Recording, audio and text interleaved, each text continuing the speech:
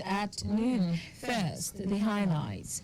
Lagos State government places stakeholders in education sector on high alert to meet cholera outbreak. Federal government offers 17 new deep sea offshore oil blocks for bidding. On the fronts in China, Malaysia deepen ties with renewed economic pact. In sport, NFF announces date and venue of President Federation Cup. Now the details. I am Taiwo Baruwa.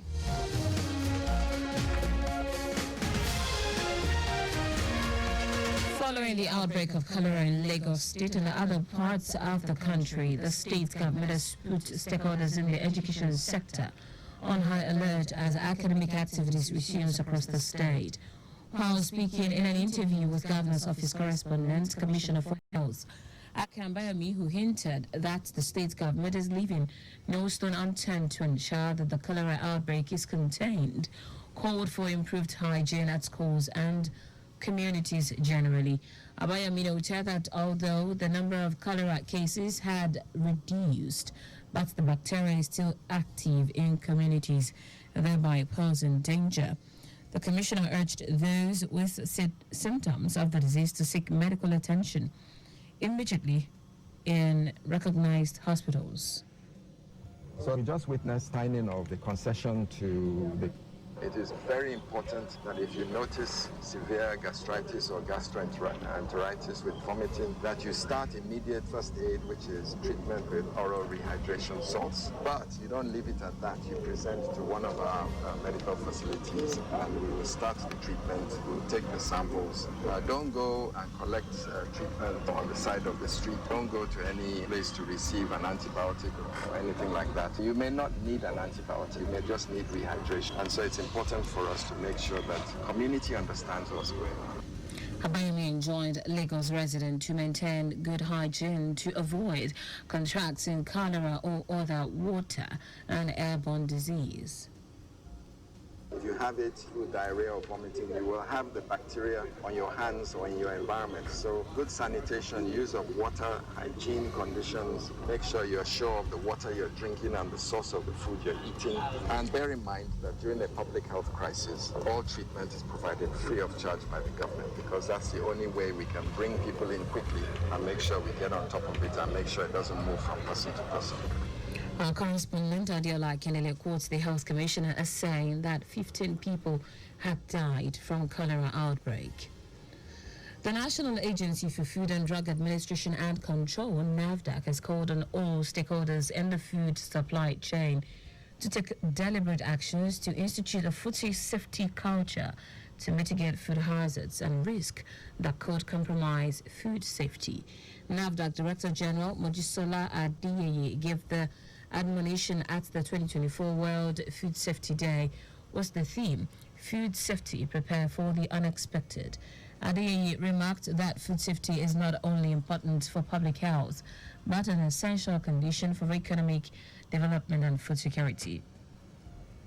She emphasized that food safety is a collective responsibility, noting that everyone from producers to producers to consumers need to play their part to be sure that the food they eat is safe.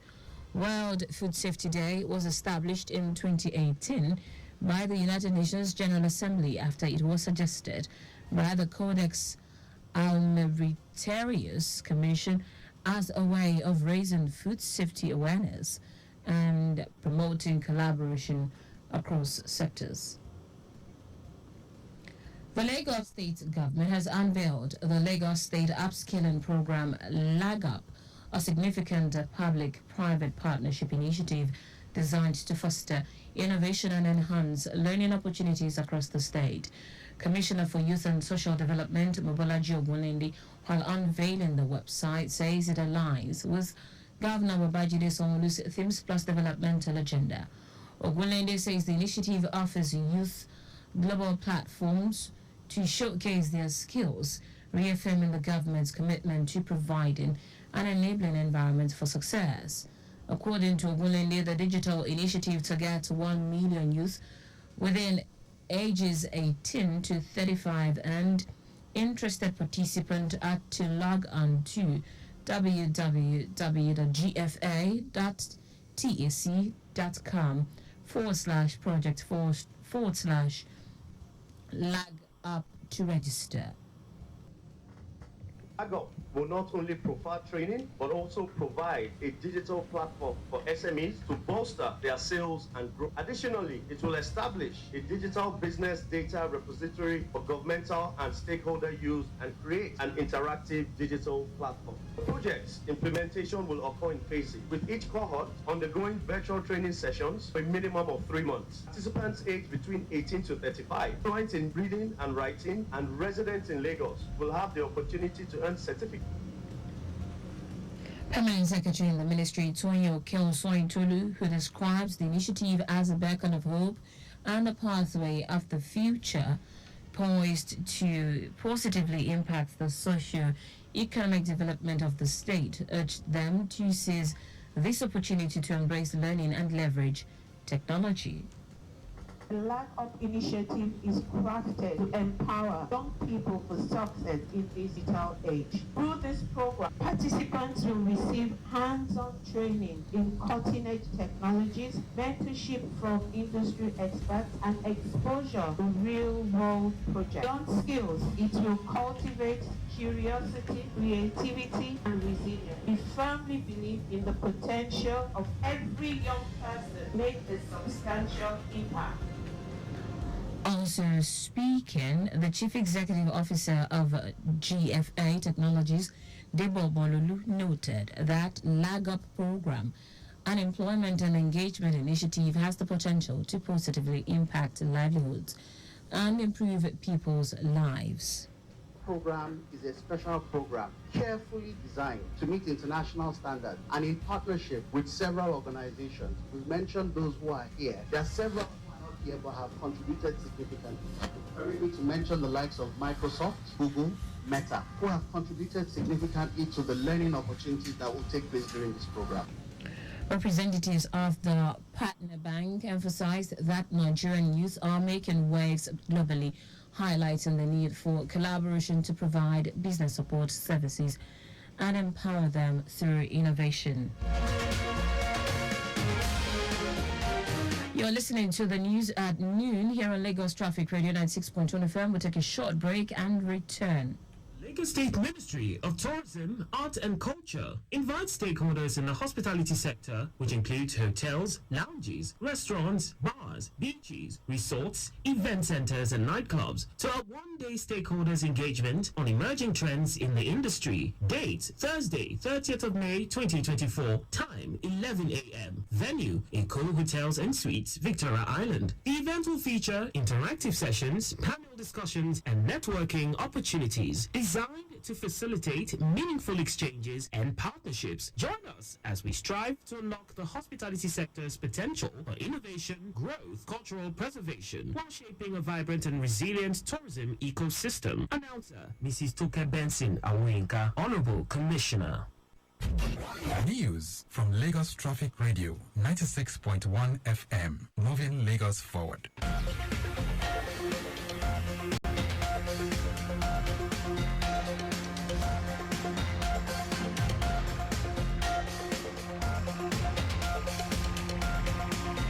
Glad to have you join us again. The federal government has announced the addition of 17 deep offshore oil blocks to the 2024 licensing round for oil fields in Nigeria. Chief Executive Officer, Nigerian Upstream Petroleum Regulatory Commission, Gbenga Komolafe, stated this at the pre-bid conference for the 2024 licensing round in Lagos. Komolafe said the 2024 licensing round schedule had been amended to allow interested investors to take advantage of the expanded opportunities. It will be recorded that some deep offshore blocks were recently put on offer for the 2023-2022 mini-bid bound at the blocks which cut across onshore.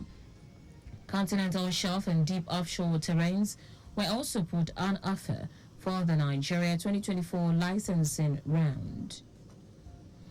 Former Minister of Works Babatunde Fashola has forwarded a section of the National Minimum Wage Act 2019 which exempted establishment employing less than 25% from being bound by the provisions of the Act to pay the minimum wage.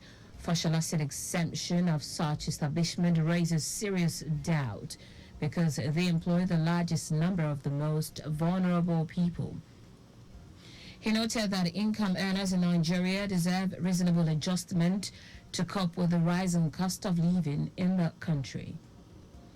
In foreign news now, China and Malaysia have agreed to renew a 5-year economic and trade cooperation pact, the deal which will deepen relations between the two countries as they mark 50 years of diplomatic ties, was inked during a trip by Chinese Premier Li Qiang. The visit to Malaysia's administrative capital, Putrajaya, was the last leg of a regional trip intended to expand China's influence in the Asia-Pacific as geopolitical tensions with the United States rise. Following private talks, the two leaders witnessed the signing of various pacts, including the economic and trade deal.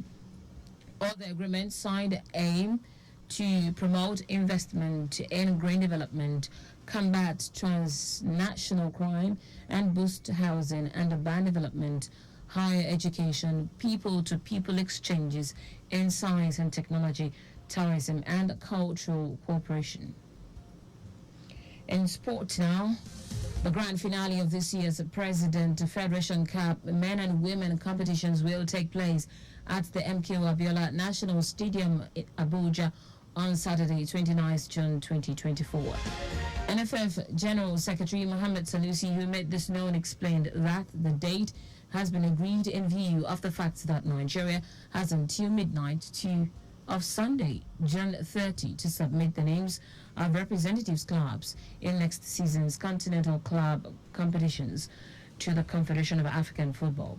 Sanusi said the women's final will begin at 1 p.m., while the men's final will commence at 4 p.m. And while the quarterfinals of the women's competition will take place today, with Benin City, Asaba, and Enugu as host centers. The semi-finals of the men's competition will take place on Thursday, with Abuja and Lafia as host centers. And that's it on the news at noon. But just before we go, maintain adequate distance from the vehicle ahead of you to avoid collision. You can follow us and like all the various social media platforms: X Traffic Radio 961, Facebook Lagos Traffic Radio 96.1 FM, Instagram Lagos Traffic Radio 961. Subscribe and watch our news and programs live on YouTube at Traffic Radio 961. You can also visit our website, Lagos Traffic Radio 961.ng. Did you know that the Sanwo-Olu administration strengthened alliance with 200 representatives from various women-focused NGOs in the state as part of efforts to alleviate the economic plight of women resident in the state? You can get more details on the Lagos State Government website. To end the news, here are the highlights of the major stories. Following the outbreak of cholera in Lagos State and some other parts of the country, the state's government has put stakeholders in the education sector on high alert as economic activities resume across the state. The federal government has announced the addition of 17 deep offshore oil blocks to the 2024 licensing round for oil fields in Nigeria. We also told you that China and Malaysia have agreed to renew a 5-year economic and trade cooperation pact. And finally, for the grand finale of this year's President Federation Cup men and women competitions will take place at the MKO Abiola National Stadium, Abuja, on Saturday, 29th June 2024. For contact with the newsroom, send a message to info@trafficradio961.ng. That ends the news broadcast compiled by Adirayo Iduwalaya. I am Taiwo Baruwa. Thank you for listening. Good afternoon.